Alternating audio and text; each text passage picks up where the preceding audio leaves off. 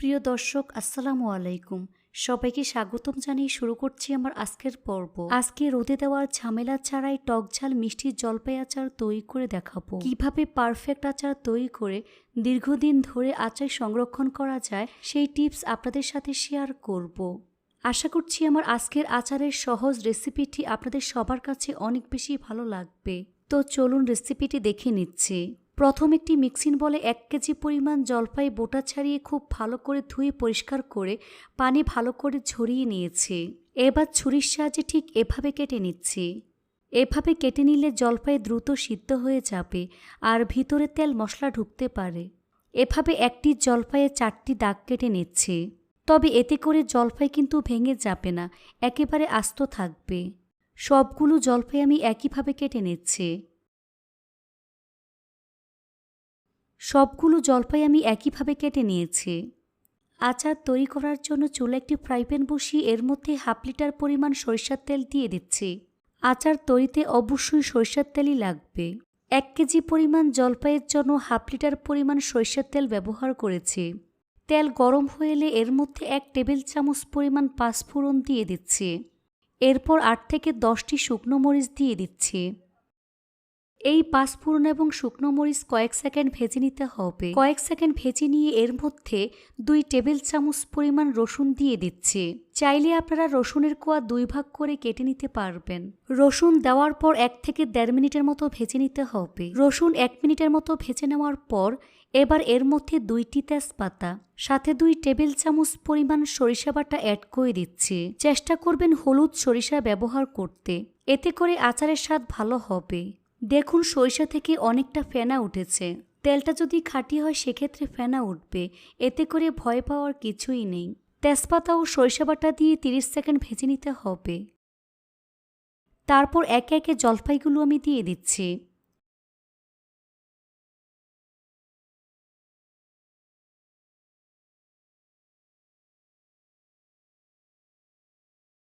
জলপাই দেওয়ার পর খুব ভালো করে মিশিয়ে নেব।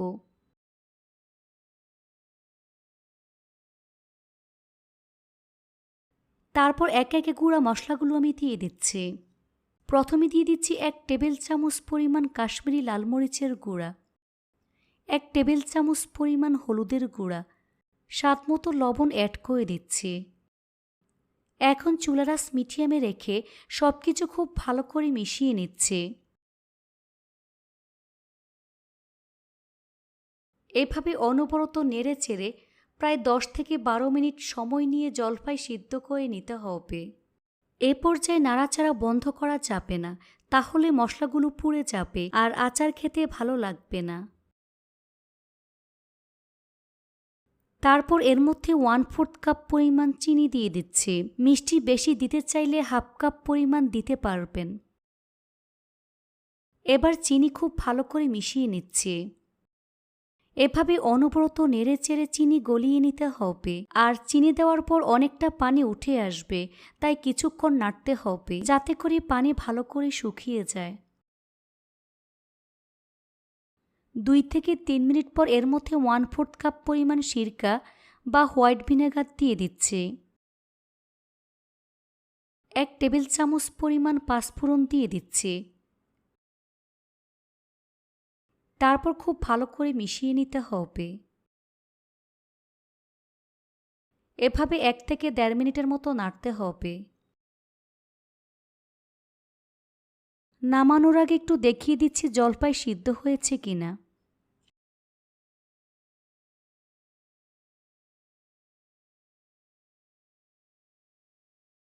দেখুন জলপাই পারফেক্টভাবে সিদ্ধ হয়ে গিয়েছে। এ পর্যায়ে চুলা থেকে নামিয়ে ভালো করে ঠান্ডা করে নেব।